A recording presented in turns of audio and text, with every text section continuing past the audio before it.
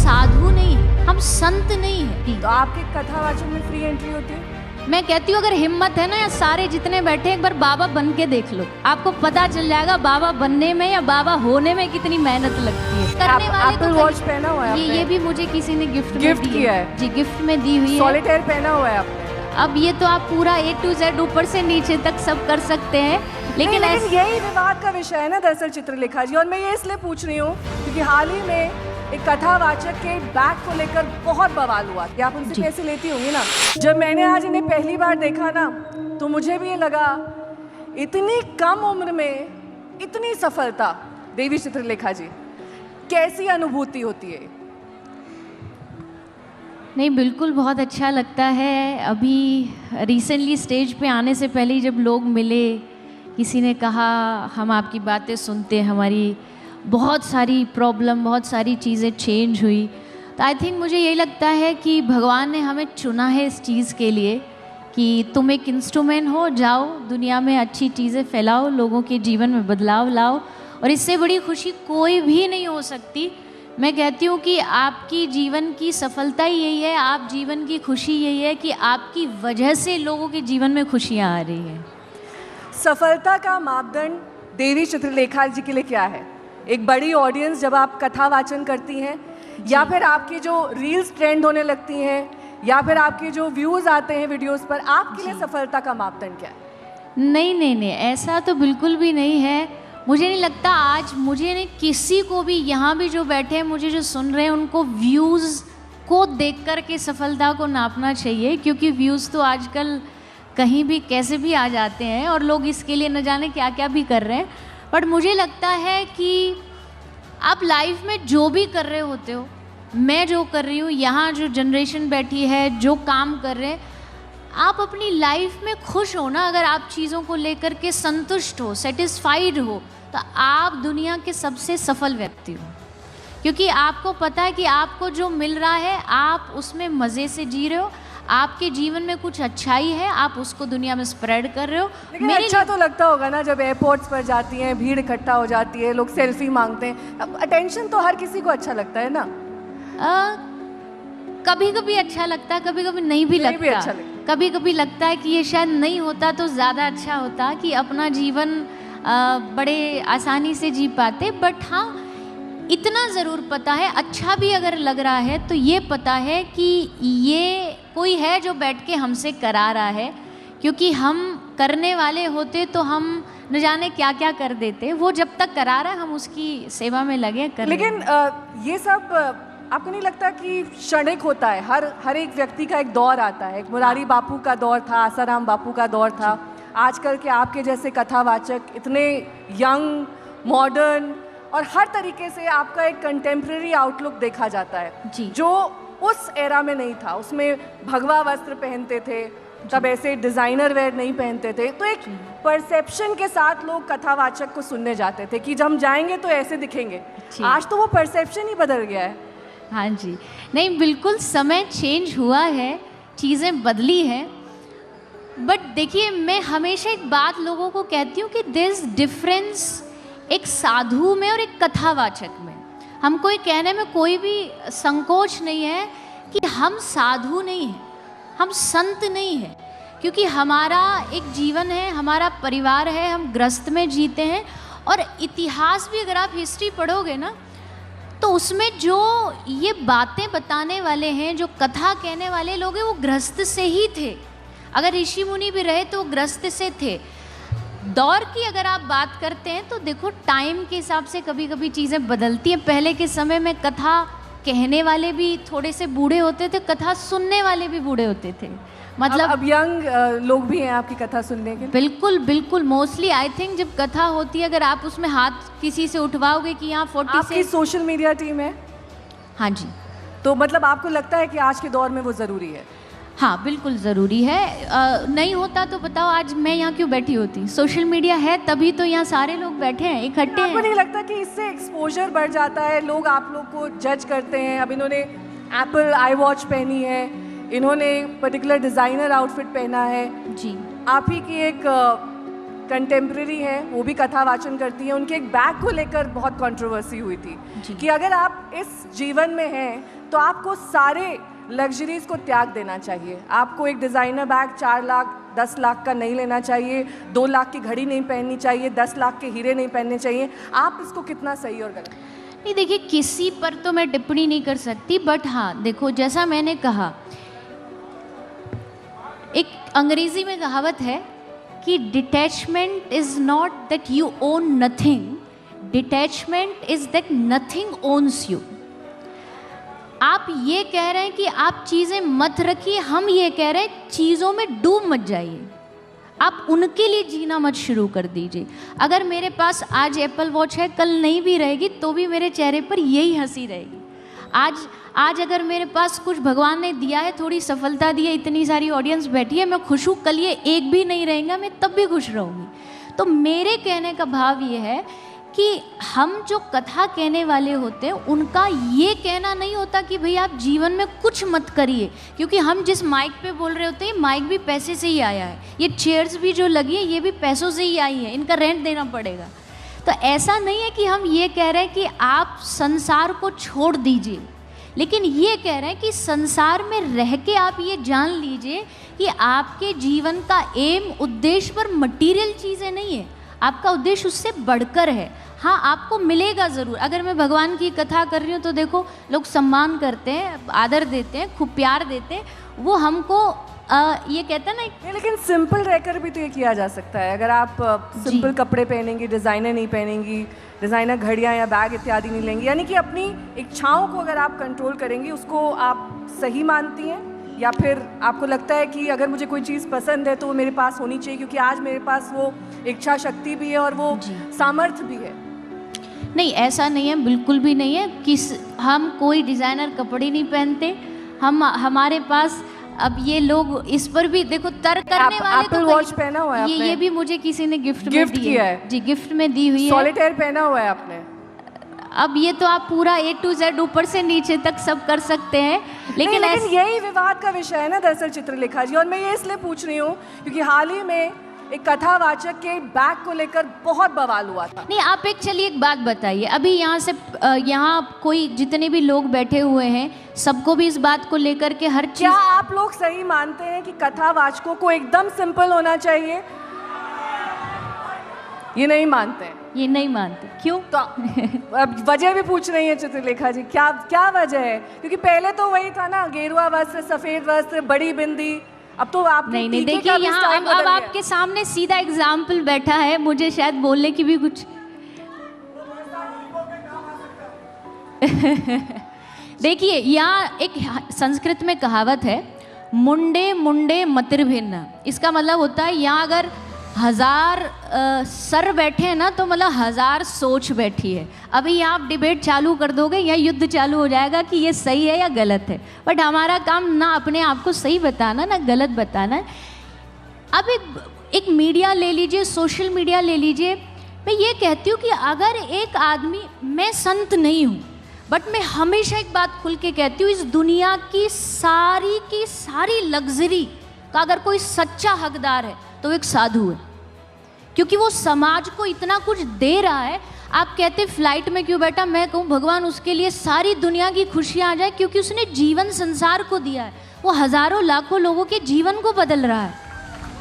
अगर सिंपल सी बात है, एक आदमी गुटखा, तम्बाकू, शराब खा पी कर, मैं किसी के अगेंस्ट नहीं हूँ, सब अपने जीवन में अच्छा कर रहे हैं, लेकिन जो आदमी नशे को प्रमोट कर रहा है, आप उसको बड़ी खुश होकर के उसकी इज्जत करते हो, सम्मान करते हो। आपको लगता है कि हाँ, इनके पास अच्छी चीज़ें हों, अच्छी लग्जरी हो। लग्जरी का किसी कथावाचक से कोई लेना देना नहीं है।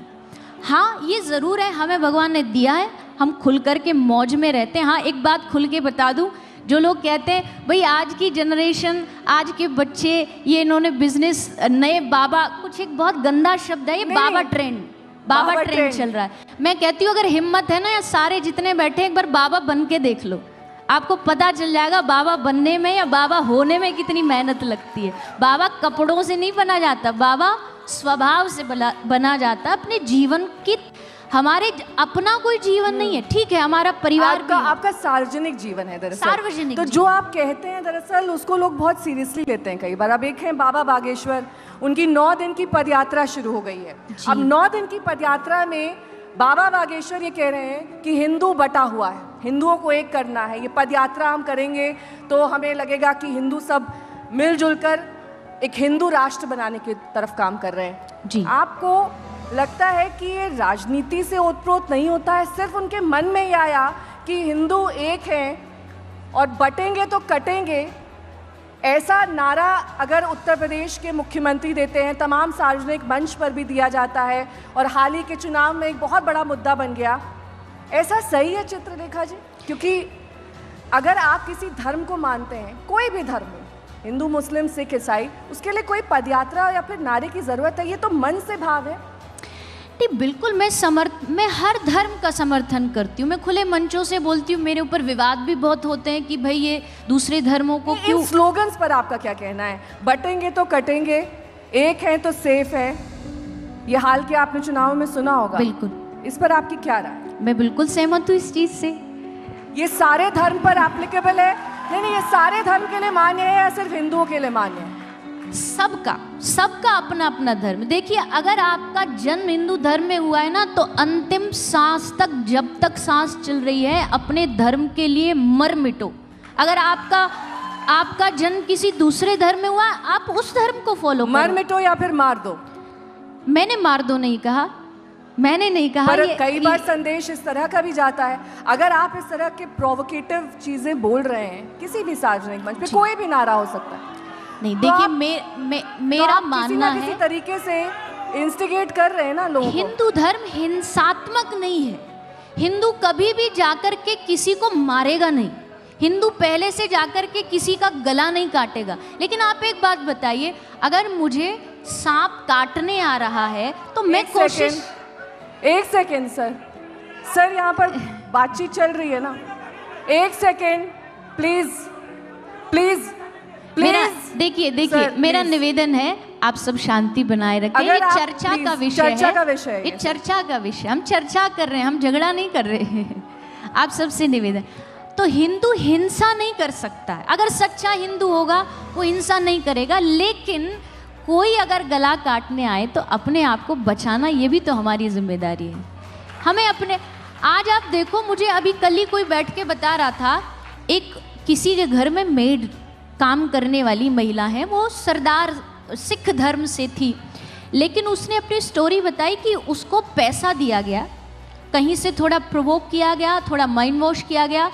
आज वो अपने धर्म को छोड़ करके किसी दूसरे धर्म में चली गई, और अपने धर्म से उसको इतनी कट्टरता है कि अगर उसको ये भी बोला जाए ना ये प्रसाद है, तो वो हाथ नहीं लगाती। लड्डू खा लेगी, लेकिन आपने बोला है प्रसाद है तो छुएगी नहीं। अब आप ये बताइए, अगर कोई दूसरे धर्मों के लोग आपके धर्म में आकर ऐसा कर रहे हैं, जो गरीब तबके के लोग हैं उनको पैसे का लालच दे दे करके धर्म परिवर्तन करा रहे हैं, तो ये कहीं ना कहीं चिंता का विषय है। तो हिंदू को इतना डर क्यों सता रहा है? हिंदुओं को क्यों लग रहा है कि उनकी जनसंख्या कम हो रही है? ऐसा डर के चलते ही हो रहा है ना चित्रलेखा जी? नहीं, डर नहीं है, सावधानी है, सावधानी है। तो ये पद यात्रा उस सावधानी में और मदद करेगी, आपको लगता है? ये जो बाबा अगर उसमें अगर किसी भी प्रकार की हिंसा नहीं है तो ऑफ कोर्स, आज से नहीं, हिस्ट्री में कितनी सारी यात्राएं हुई हैं। कभी गांधी बापू ने निकाली है, कभी हमारे ऋषि महात्माओं ने निकाली है, साधु संतों ने निकाली है, कितनी संसदें बैठती हैं ताकि उससे धर्म का बचाव हो। अब आप भी तो यहाँ बैठ कर के एक सभा लगा रहे हैं ना, अच्छी साहित्य की बातें कर रहे हैं, तो अगर कोई बैठ के धर्म की बातें करता है तो इसका मतलब वो धर्म को बढ़ा रहा है। आप साहित्य को बढ़ा रहे हो, साहित्य के नाम पर यहाँ चर्चा चल रही है, वाद विवाद नहीं है। तो वैसे ही अगर धर्म को लेके कोई यात्रा कर रहा है, उसका उद्देश्य धर्म को बढ़ाना है, ना कि किसी को हिंसा भड़काना या किसी को धर्म के नाम पर लड़ाना। आपके इस दौर में सबने अपना एक स्टाइल बना लिया है, चाहे वो देवी चित्रलेखा हो, चाहे बाबा बागेश्वर हो। हर व्यक्ति अपने आप को ये कहता है कि मैं सार्वजनिक एक व्यक्ति हूँ, मैं कोई बाबा नहीं हूँ। हालांकि उनके नाम से बाबा जुड़ा हुआ है, लेकिन वो कहते हैं कि मैं शादी करूँगा, मैं 20 बच्चे करूँगा, मैं हिंदुओं की जनसंख्या बढ़ाऊँगा। आपको लगता है इस तरह की चीज़ों को बोलना चाहिए, क्योंकि आपकी तो लाखों करोड़ों में फैन होते हैं ना, आपके भक्त इतने सारे हैं, लोग इसको दिल से लगा लेते हैं कि फिर हर व्यक्ति को 20 बच्चे करने चाहिए। तो 140 करोड़ तो पहले से ही जनसंख्या है हिंदुस्तान की। नहीं देखिए, ये क्वेश्चन तो जब वो आए ना इस सीट पे तो उनसे पूछिएगा। नहीं, पर आप भी गृहस्थ जीवन में हैं, आपके पति हैं, आपकी शादी हुई है, मैंने आपकी शादी की तस्वीरें भी देखी। उस वक्त भी बहुत विवाद हुआ था आपके पति के धर्म को लेकर, आपने उस विवाद को किस तरीके से हैंडल किया? देखिए, विवाद तो जीवन में सबके साथ जुड़े होते हैं। उस समय मैंने कहा ना कि मैंने हमेशा सब धर्मों का सम्मान दिया। पर चित्रलेखा जी, क्योंकि हर उम्र में परिपक्वता अलग होती है, आपकी कम उम्र में शादी हुई, अगर शादी की शुरुआत में ही पति के धर्म को लेकर सवाल उठाए जाने लगे तो एक बहुत बड़ा असर पड़ता है। नहीं, असर मैं ये नहीं कहूँगी बहुत ज़्यादा पड़ा। हाँ, 2-3 दिन में इफ़ेक्टेड रही टू बी ऑनेस्ट, क्योंकि उस समय कोविड टाइम चल रहा था, हमारे पास कोई बहुत ज़्यादा काम नहीं था, घर पे ही थे, तो खाली माइंड, मुझे लगता है कंट्रोवर्सी भी इसीलिए शुरू हुई थी क्योंकि सब खाली दिमाग थे, घर पे बैठे, तो चलो कुछ मसाला ढूंढते हैं। बट एक चीज़ अच्छी रही, एक तो परिवार पूरा सपोर्ट में रहा, दूसरा जो भी हमारे आध्यात्मिक क्षेत्र के लोग हैं ना, संत समाज, वो पीछे बैक सपोर्ट में थे, क्योंकि उन सबको पता था मेरा जीवन बचपन से ही संतों के बीच में निकला है, साधुओं के आशीर्वाद से निकला है। कभी आपको ये नहीं लगा कि मुझे गृहस्थ जीवन में नहीं जाना चाहिए, शादी वादी नहीं करनी है, ये मेरे बस की नहीं है, छोड़ो? ये मेरे पास दोनों ऑप्शन थे मेरे तो पास। आपने क्यों चुना है? मैंने इसलिए चुना, मुझे लगा कि जीवन लंबा है और जीवन में थोड़ी सी कभी कभी मैंने अपने आसपास के ऐसे कुछ उदाहरण भी देखे जहाँ मुझे लगा कि एक उम्र के जाने के बाद लोगों का मन भटक जाता है कि वो संन्यास धर्म में थे, फिर उनको लगा नहीं गृहस्थ में होना चाहिए था। मुझे ऐसा लगा मेरी अभी उम्र है डिसाइड करने की, तो शायद गृहस्थ में रह कर के भी मैं अपने धर्म का भी प्रचार कर सकूं, भक्ति भी कर सकूं। थोड़ा डर ज़रूर था क्योंकि एक कथावाचक। एक सेकेंड, धर्म का प्रचार ये कैसे किया जाता है चित्रलेखा जी? क्योंकि आज के परिवेश में जब हम लोग खबरें भी पढ़ते हैं, धर्म के प्रचार के अलग अलग तरीके हैं। अब एक तो मैंने आपको उदाहरण दिया बाबा बागेश्वर का, उनका धर्म का प्रचार का अलग तरीका है। आप किस तरीके से धर्म का प्रचार करती हैं और उसमें कहाँ पर बाउंड्री लाइन होनी चाहिए कि आप अपने धर्म का कितना प्रचार कहाँ तक करें कि दूसरे धर्मों को उससे दिक्कत ना हो? देखिए, हमारे जीवन का सिंपल सा फंडा है। अभी थोड़ी देर पहले गाना गाया जा रहा था, मैं पीछे बैठ के सुन रही थी, काला चश्मा। तो काला चश्मा का वो प्रचार करते हैं, हम काले कृष्ण का प्रचार करते हैं। ये हमारे धर्म का प्रचार है। अगर इसमें किसी को दिक्कत है और किसी दूसरी चीज़ में दिक्कत नहीं है तो ये शायद उनकी खुद की दिक्कत है, हमारी नहीं है। हर चीज़ में काला चश्मा नहीं लगा सकते ना, कुछ चीज़ें तो साक्षात दिखती हैं। रिसेंटली मैंने जो सुना कान में, इसलिए मैंने बोल दिया कि भाई देखो, धर्म का प्रचार का मतलब क्या, यहाँ जितने बैठे हैं ना, कोई भी धर्म का व्यक्ति हो, यहाँ सभी होंगे, सब अलग अलग फिलॉसफी फॉलो करते होंगे, कोई किसको मानता होगा, कोई किसको मानता होगा। एट दी एंड जीवन में सुख तो सबको चाहिए, चाहिए कि नहीं चाहिए? सबके जीवन का एम है। आप जॉब कर रहे हो, नौकरी कर रहे हो, काम कर रहे हो, हम कथा कर रहे हैं, ये आप रिपोर्टिंग कर रहे हो, इंटरव्यू कर रहे हो, सबका अंत में जाके, लास्ट में जाके एम यही है कि भाई हम जीवन में सुखी रहें। लेकिन क्या हम हर हाल में सुखी रह पाते हैं? कुछ ना कुछ जीवन में आता है, कुछ ना कुछ अड़चनें आती हैं और हम उन चीज़ों को लेके हमेशा दुखी रहते हैं। धर्म का प्रचार का मतलब है आपको ऐसा जीवन बता देना कि चाहे आपकी लाइफ में कितनी भी परेशानियां हो, पर आपके चेहरे पे हंसी हो, आपके चेहरे पे मुस्कुराहट हो। ये धर्म सिखाता है। धर्म का मतलब होता है धार्यति इति धर्म, जो आपको भटकने ना दे, जो आपको संभाल करके रखे हर परिस्थिति में, वो धर्म है। हम उसके प्रचार के लिए निकले, हम किसी को लड़ाने, किसी को भेदभाव। अरे सत्संग धर्म से अच्छा भेदभाव खत्म करना कौन सिखा सकता है? मैं हमेशा कहती हूँ, एक लाइब्रेरी में पढ़ी गीता कुरान आपस में नहीं लड़ती, लेकिन जो उनके लिए लड़ते हैं वो उनको कभी पढ़ते नहीं है। हम लड़ने का काम नहीं, हम तोड़ने का काम नहीं, हम जोड़ने का काम करते हैं और यही उद्देश्य लेके हम धर्म का प्रचार करते हैं। धर्म के नाम पर वोट मांगना, नोट मांगना, ये ठीक है? नहीं, धर्म के नाम पर वोट मांगना, अगर धर्म, फिर वही बात आती है, धर्म पहले धर्म को हमें समझना, हम क्यों उसको राजनीति से जोड़ रहे हैं? क्योंकि मैं जो उसका परिपेक्ष है दरअसल ये कहना है कि आजकल रोज़ जो खबरें आती हैं दरअसल चित्रलेखा जी, वो धर्म के इर्द गिर्द ही होती हैं। जो 70% न्यूज़ हम पढ़ते हैं वो दरअसल मंदिर मस्जिद के इर्द गिर्द खबरें होती हैं। वो एक ऐसा मंदिर होता है जिस पर बाद में मस्जिद बना दी गई, उसके बाद उसमें सर्वे कराया जाता है और ये मालूम करने की कोशिश की जाती है कि मंदिर था या मस्जिद था। तो सब कुछ धर्म के इर्द गिर्द ही चल रहा है, इसीलिए सारे सवाल वो खबरें फैलाता कौन है? अब वो तो कोर्ट का विषय हो जाता है ना। नहीं, जैसे अभी हम बात कर रहे थे, अभी हम जो चर्चा कर रहे हैं, ये चर्चा बड़ी सीधी है, लेकिन इसमें धर्म के नाम पे हम भेदभाव को बढ़ावा दे रहे हैं या राजनीति में हम धर्म को जोड़ रहे हैं, ऐसा तो कोई विषय नहीं है। आपको कोई पॉलिटिशियन अप्रोच करते हैं कि हमारे लिए आइए, प्रचार करिए, ये होता होगा आपके साथ? कथाएं बहुत होती हैं। नहीं, पर कैंपेन में जाने के लिए कैंपेन में मैं आप मना कर देती होंगी, पर आपको इनवाइट तो किया जाता है। इनवाइट होता है, हाँ। तो आप देखिए ना, वो इंटेंशन तो है, इंटेंशन है। इवन टू बी ऑनेस्ट, अगर कथा हो रही है, जैसे मान लीजिए कोई लोकल MLAs MPs बहुत कथा कराते हैं, तो शायद उनका एम यही हो कि लोग आए, वो इसलिए कथा करा रहे कि भीड़ इकट्ठी हो। पर मेरी स्पष्टता है, मैं अपने मंच से एक बार भी किसी पार्टी का नाम नहीं लूंगी। भीड़ इकट्ठी हो गई, आ गई ना, इस मंच से राजनीति की बात होगी, अब केवल यहाँ धर्म और भगवान की बातें होंगी। तो आते हैं लोग, शायद उनको फ़ायदा भी होता होगा, आई एम नॉट सेइंग कि उससे फ़ायदा नहीं हो रहा, पर मुझे लगता है, और आज ये बदलाव यहाँ बैठे सारे लोग मेरे साथ सहमत होंगे, पिछले 10 सालों से जो युवा धर्म से बचता आया था, छुपता आया था या शर्मा रहा था कि मैं माथे पे टीका क्यों लगाऊं, मैं गले में कंठी क्यों पहनूं, जब से धर्म की बातें चालू हो गई हैं, आज कोई भी बच्चा, कोई भी हिंदू माथे पर तिलक, गले में कंठी लगा के बाहर इसलिए निकल जाता है, क्यों? क्योंकि उसका देश का प्रधानमंत्री माथे पे तिलक लगाता है। और इसमें कोई भेदभाव नहीं है। अगर आप मुस्लिम धर्म के हो, आप अपने धर्म को खुल के फॉलो करिए, आप क्रिश्चियन हो, आपके अपनी क्रिश्चियनिटी को फॉलो करिए। अगर मैं हिंदू हूँ, मैं अपने धर्म को खुल के फॉलो करता हूँ, तो मुझ पे ठप्पा क्यों लगता है कि ये तो दिखावा कर रहा है?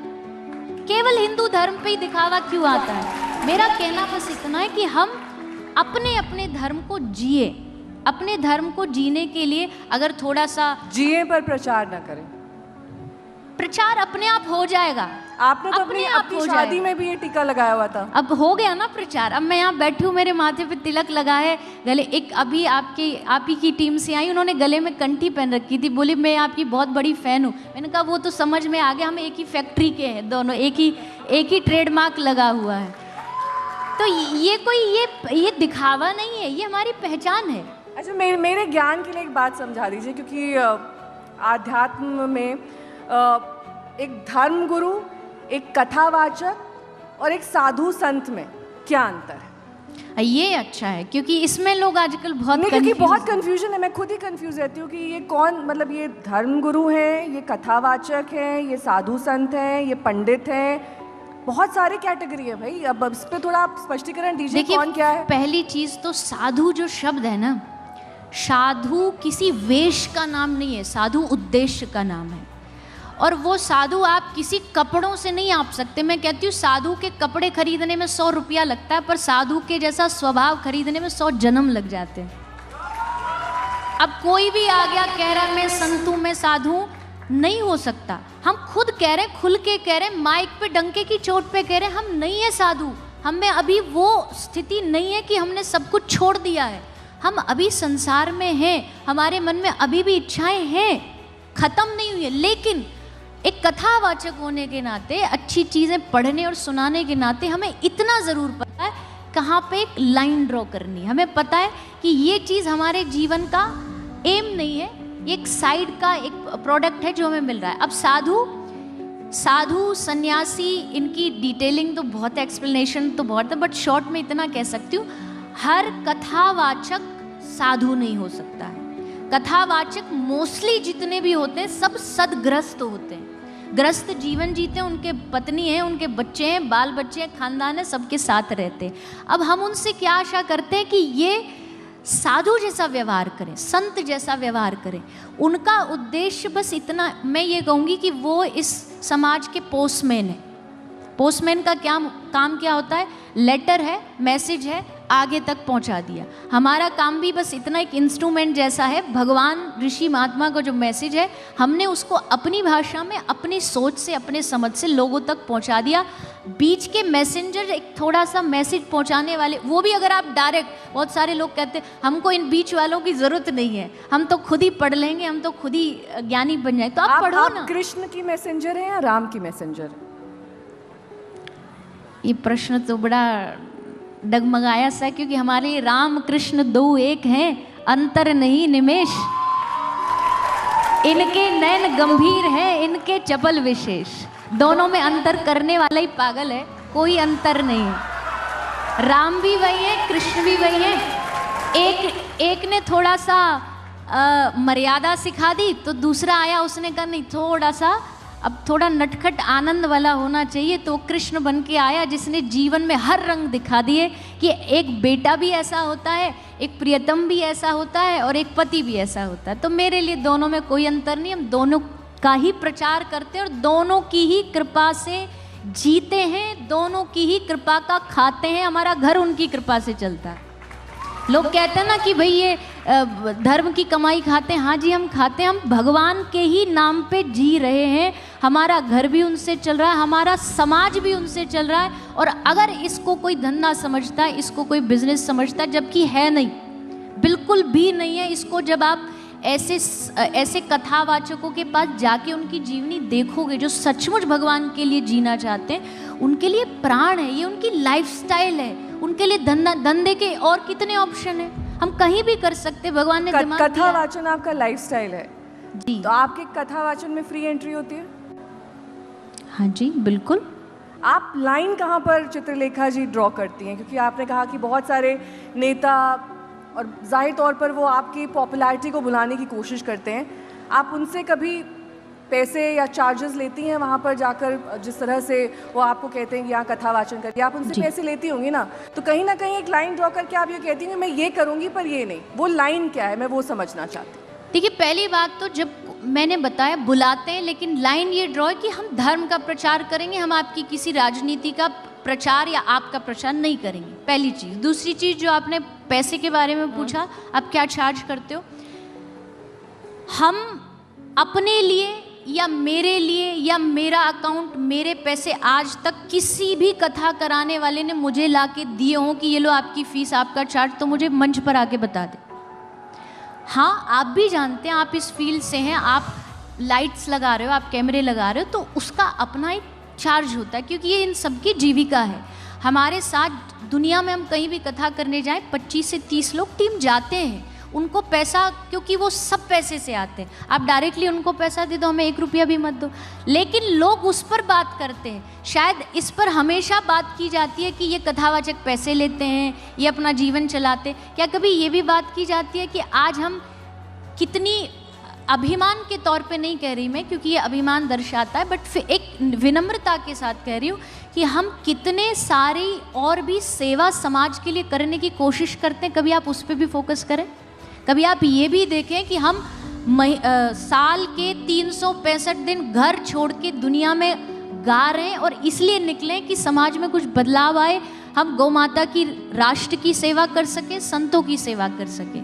तो आई थिंक अगर एक बार भी उस चीज़ को हम पॉजिटिव वे में देखें तो हमें समझ आ जाएगा कि ये धंधा नहीं है, ये सचमुच, हाँ इससे हमारा जीवन चलता है, ये बात सच्ची है, लेकिन उसी उद्देश्य से हम कर रहे हैं, ये नहीं।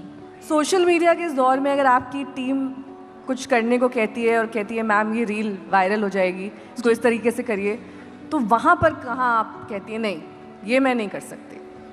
बहुत सारी चीज़ें, वही मैं जानना चाहती हूँ कि इसमें लाइन ड्रॉ करना बहुत मुश्किल है। नहीं, मेरी बहुत क्लियर लाइन है। वायरल रखने की मंशा रखती हैं या फिर नहीं? क्योंकि टीम की भी बात कई बार सुननी पड़ती है। बिल्कुल सुननी पड़ती है, बहुत सारी अप्रोचेज आती हैं, ये कर लो, ऐसा कर लो, लेकिन मेरे माइंड में मेरी क्लियर चीज़ है, कुछ चीज़ें हैं जो कॉम्प्रोमाइज़ कभी नहीं होंगी, और मैं वो और हमेशा बोलती हूँ, इवन आज के यूथ को भी बोलती हूँ कि अपनी लाइफ में ना एक लाइन हो डूज और डोंट्स की। डोंट्स मतलब कुछ भी हो जाए, ये चाहे मुझे इसके लिए करोड़ों रुपया मिल जाए, कुछ भी हो। क्या है ये डोंट्स? बहुत सारी जैसे अब 2 साल पहले बिग बॉस का ऑफर आया कि आप क्यों उसमें आ ठुकरा? जाइए। सब तो नहीं, वहीं से मेरा चल कोई रहा है। लेना देना नहीं है उस चीज़ से, दूर दूर। आपको मेरी पर्सनैलिटी वहाँ जैसी लगती है कि शायद कहीं कहीं वहाँ तो भिन्न भिन्न प्रकार के लोग पहुँचते हैं, इसीलिए शायद आपको भी अप्रोच करा, अनुराधाचार्य को भी अप्रोच किया था, वो गए भी वहाँ पर। नहीं नहीं नहीं, ये देखिए हर एक चीज़ हर ढांचे में फिट नहीं हो सकती। आप नहीं फिट पाती मैं है। बिल्कुल भी फिट, क्योंकि मेरी पर्सनैलिटी बहुत काम है, पीसफुल है, और मैं वैसे जीना चाहती हूँ। चारों तरफ हल्ला हो मैं वो ना सह सकती हूँ। इवन बहुत सारी ऐसी कैंपेन्स आते हैं जिसमें अच्छी अच्छी डील्स मिलती है कि भाई आपको पैसा दे देंगे, ये कर देंगे। मेरा मानना है, मेरा उद्देश्य केवल इवन कोई दूसरे, मेरे मन में कृष्ण बसे हुए हैं, बहुत स्पष्ट बात है। मैं राधा कृष्ण की कट्टर भक्त कोई कह दे तो हाँ मैं हूँ। चलिए चलते चलते कृष्ण पर ही कुछ पंक्तियां आपके कथा वाचन से। कृष्ण, देखिए कृष्ण इस संसार के एक ऐसे व्यक्तित्व हैं जिनको पूर्ण पुरुषोत्तम कहा गया है, और वो पूर्ण पुरुषोत्तम इसलिए हैं क्योंकि कृष्ण ज्ञान देने पर आए तो उनसे बड़ा ज्ञानी नहीं। आपको पता है दुनिया में सबसे पहला पॉडकास्टर कौन था? बोलो ना जोर से। श्री कृष्ण। अब कैसे? महाभारत में अर्जुन सामने खड़ा है, 1 to 1 क्वेश्चन हो रहे हैं, और बड़ी बात ये नहीं है कि भगवान श्री कृष्ण ने किसी को सामने ज्ञान दे दिया। अब यहाँ बैठे हम आराम से ज्ञान बांट सकते हैं क्योंकि हमें पता है चारों तरफ से सेफ है, लेकिन वहाँ उस समय कृष्ण ने ज्ञान दिया जब चारों ओर से बाण चल रहे थे, हाहाकार मच रही थी, मारापीट हो रही थी, और वहाँ जाके कृष्ण ने भगवत गीता सुनाई। इसलिए इस दुनिया का पहला मोटिवेशनल स्पीकर, कथा प्रवक्ता, सबसे बड़ा कोई है, पॉडकास्टर है, तो वो श्री कृष्ण है। उनसे बड़ा कोई नहीं हो सकता। तो उनकी लाइफ से, अच्छा अब उनकी लाइफ से हम सीखते क्या हैं? आज की जनरेशन क्या सीखती है? 16,108 शादी करी थी, 2-3 तो हम भी हो ही सकता है। मैं कहती हूँ भैया पहले एक को तो संभालो, एक को तो ढंग से निभा लो, आगे तब सोचना। मेरे कहने का मतलब है कृष्ण की उन बातों से सीखिए। राम अवतार, आपने एक बात पूछी थी ना राम और कृष्ण की। राम भगवान ने जो किया वो करो, और कृष्ण भगवान ने जो कहा वो करो। कृष्ण ने जो किया वो नहीं किया जा सकता है, क्योंकि वो पूर्ण पुरुषोत्तम है, वो कुछ भी कर सकते हैं क्योंकि उनका नाम भगवान है, उनकी लिमिटेशंस नहीं है। हम ह्यूमंस हैं, हमारी लिमिटेशंस हैं। तो कंपैरिजन बड़ा सोच समझ के करना चाहिए। या तो कृष्ण के बारे में जानो, उनके बारे में पढ़ो, और उसके बाद उनके लाइफ स्टाइल से कंपेयर करो। चलिए बहुत बहुत शुक्रिया देवी चित्रलेखा जी हमारे साथ मंच पर आने के लिए और इतनी बातें साझा करने के लिए, जो शायद सार्वजनिक जीवन में आप रहती हैं और बहुत सारे लोग आपके बारे में जानना भी चाहते हैं कि आखिरकार आपकी सोच एक कथावाचक के तौर पर और आपका जो पर्सनल लाइफ है वो कैसी है। उम्मीद करती हूँ कि आज दर्शकों ने उसके बारे में थोड़ा बहुत जाना होगा। बहुत बहुत धन्यवाद। जोरदार तालियां एक बार देवी चित्रलेखा जी के लिए हो जाएं।